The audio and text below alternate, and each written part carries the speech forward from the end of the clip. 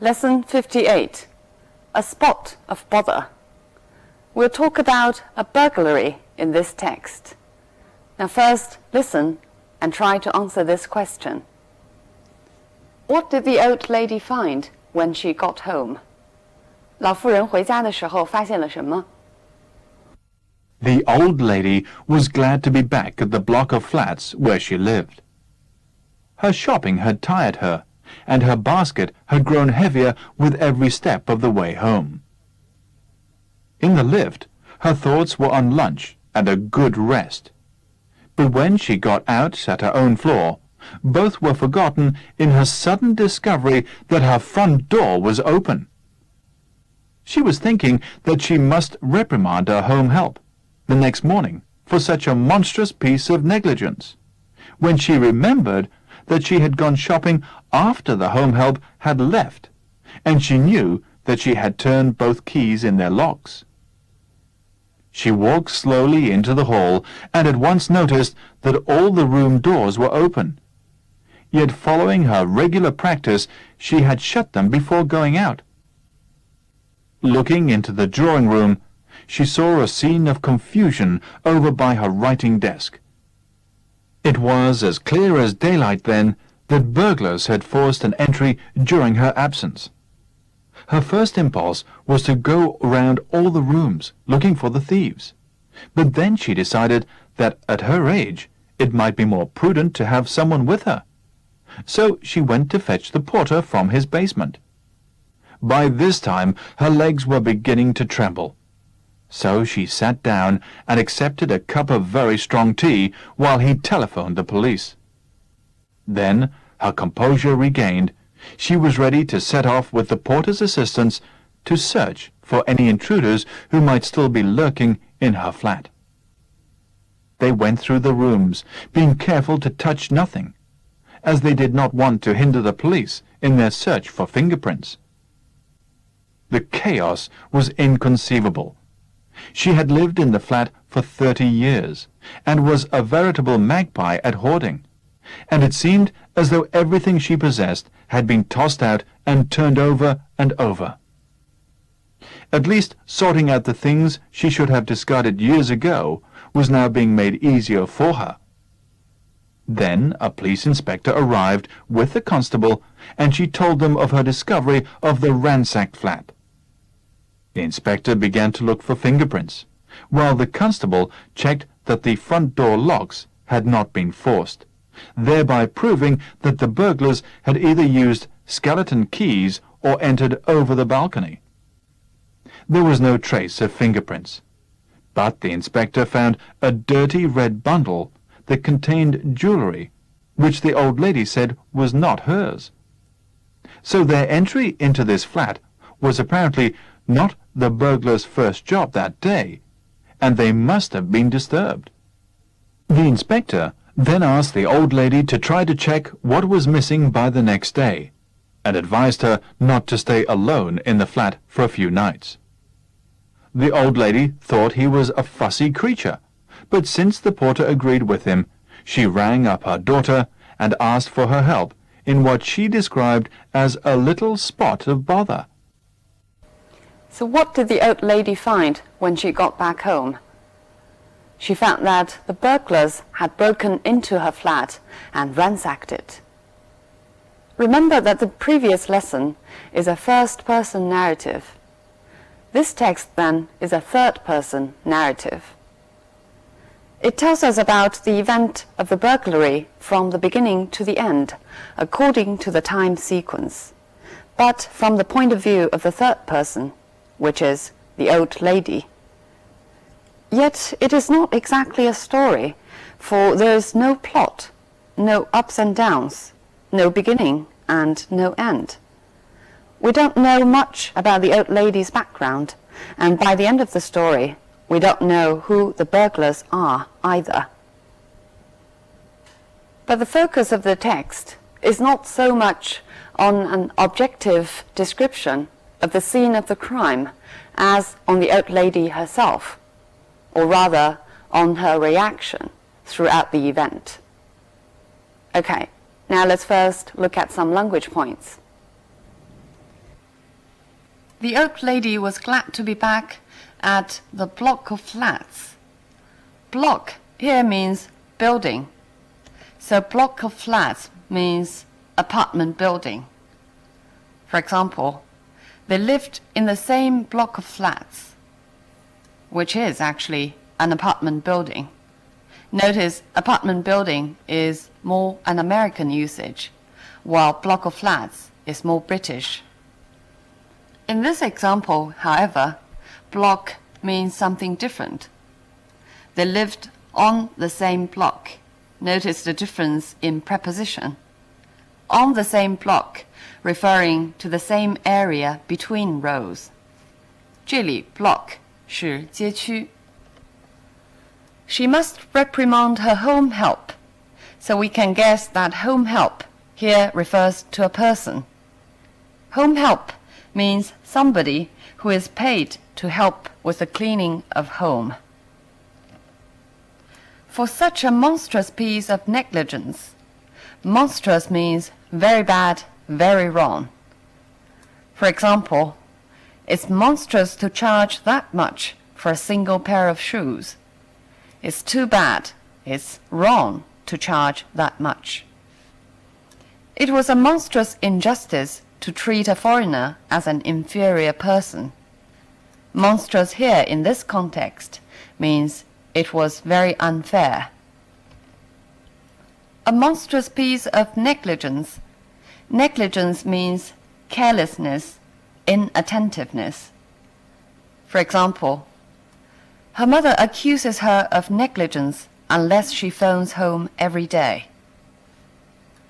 The doctor who failed to diagnose the illness is an instance of negligence, not attentive on his work. Yet following her regular practice means common practice, usual practice, 惯常的做法.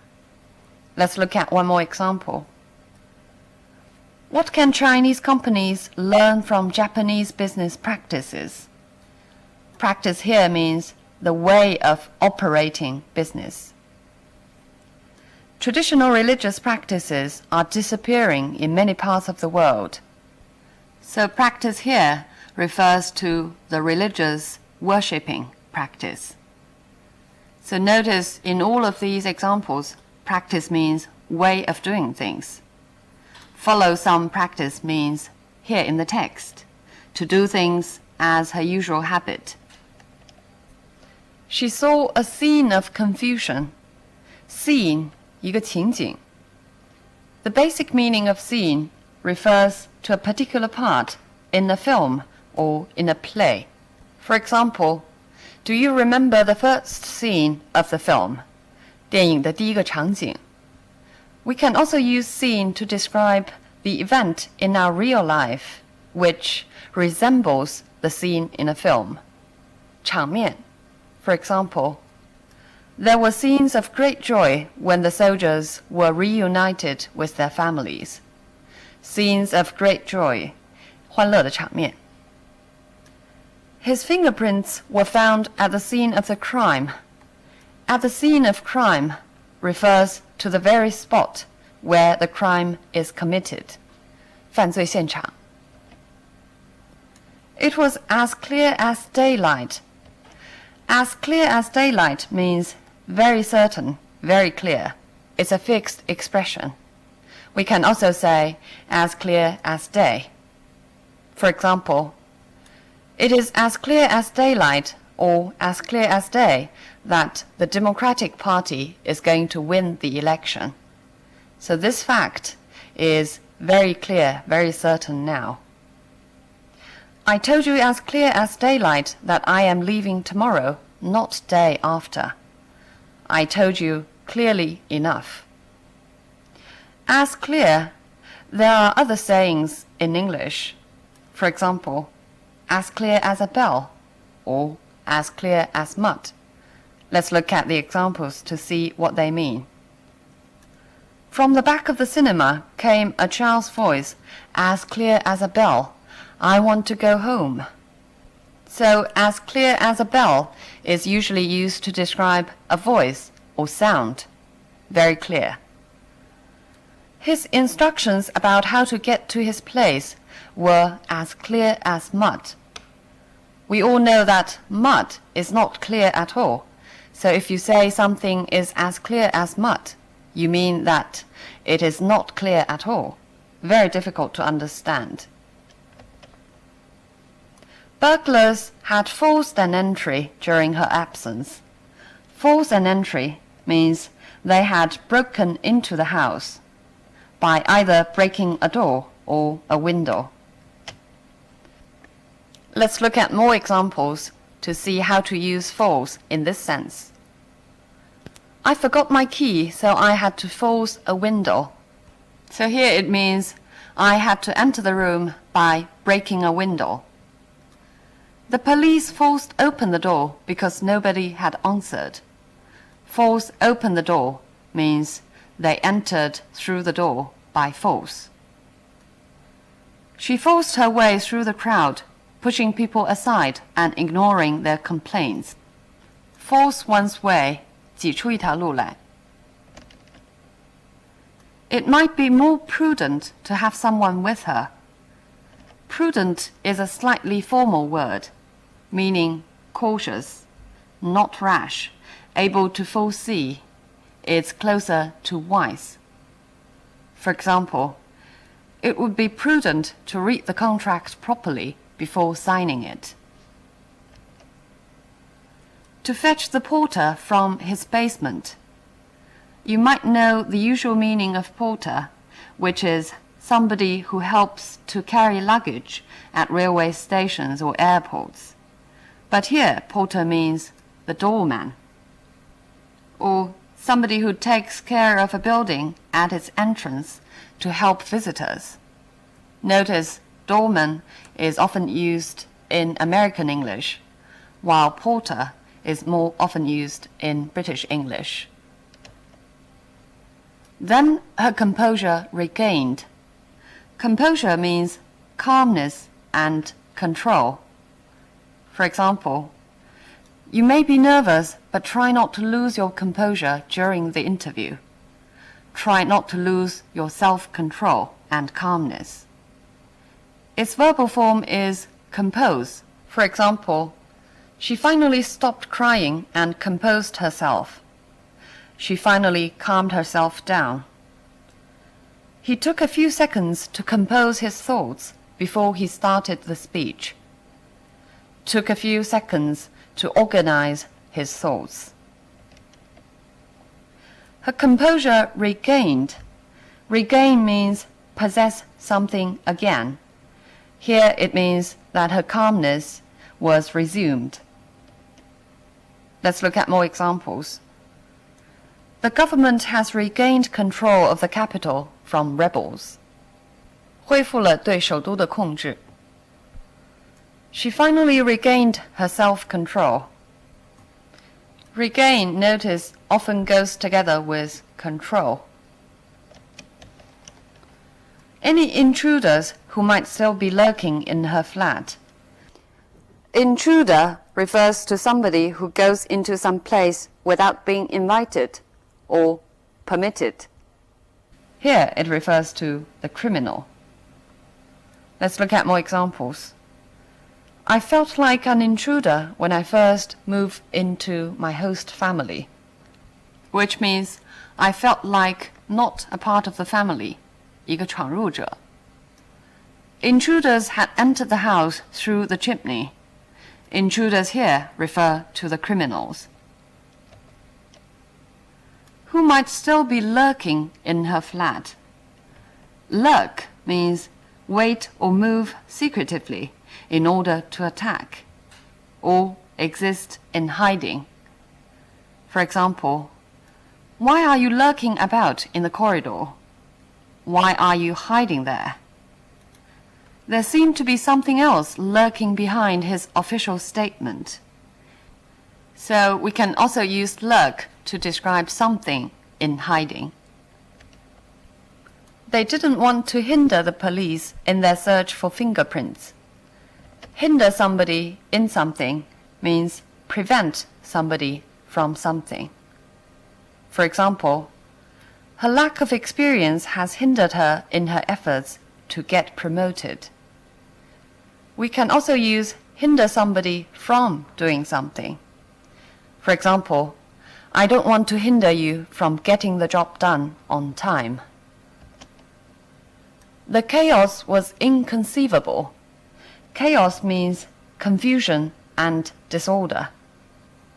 For example, snow and ice have caused chaos on the roads, confusion in traffic.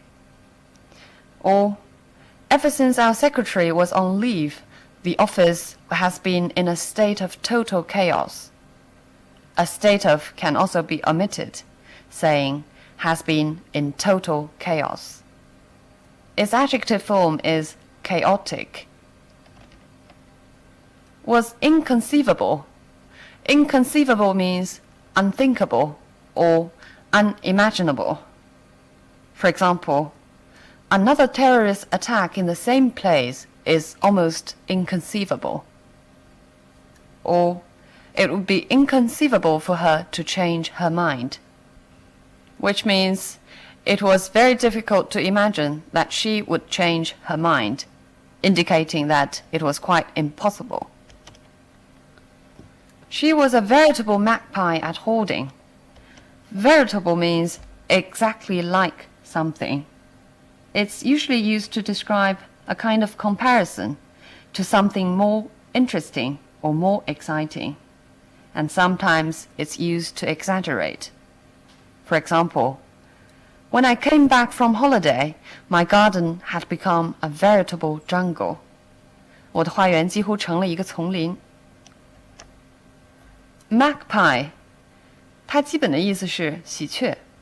But when you use magpie to describe a person, you mean a collector. A magpie at hoarding. Hoarding, in comparison with collecting, emphasizes that collecting a lot of things, collecting a large amount. For example, because people expected prices to rise rapidly, they started to hoard goods. 囤积物品. Putting together, she was a veritable magpie at hoarding means she was very much like somebody who loved to hoard things. Everything she possessed had been tossed out. Let's look at more examples of toss. He tossed the ball quickly to his brother. 很快地把球传给他的兄弟。Let's toss a coin to see who will go first. 掷硬币。He was tossing and turning all night. Tossing and turning is a fixed expression. 辗转反侧。At least sorting out the things she should have discarded years ago was now being made easier. To sort out things means to put things in order. For example, sort out any books you want to throw away and give them to me. Sort out means to search for any books you don't want and put them together. They failed to sort out the computer system's problems. Sort out can also mean to deal with a problem. The old lady thought he was a fussy creature. Creature so can be used to describe a person. Let's look at more examples of using creature. Living creatures, 生物. We have learned about aliens, who can be called creatures from outer space. Or as the text goes, using creature to describe a person. She is such a strange creature, or she is such a weak creature, or any other adjectives you'd like to add, cute creature or charming creature. She described as a little spot of bother, which is actually the title of this text. A little spot of bother means a small trouble, or a little bit of difficulty. Look at more examples. I got into a spot of bother with my boss when I was late again this morning. I got into a little bit of difficulty. There was a spot of bother in town last night. There was a little bit of trouble. This text is a narrative of burglary. In order to keep the style consistent, it does not use dialogues, but uses a lot of indirect speech, 间接英语. For example, the inspector then asked the lady to try to check what was missing by the next day and advised her not to stay alone. In direct speech, it should be, please check what was missing. You'd better not stay alone in the flat. This is a standard way of changing direct speech into indirect one, combining the speech with appropriate verbs like ask or advise. But there are other ways of integrating speeches in the narrative. For example, a dirty red bundle that contained jewelry, which the old lady said was not hers. In direct speech, it should be, and the old lady said, it is not mine. So this sentence combines the speech with the sentence structure by subordinating it into a clause, so that the sentence structure is more tightly connected. There's one more example. Asked for help in what she described as a little spot of bother.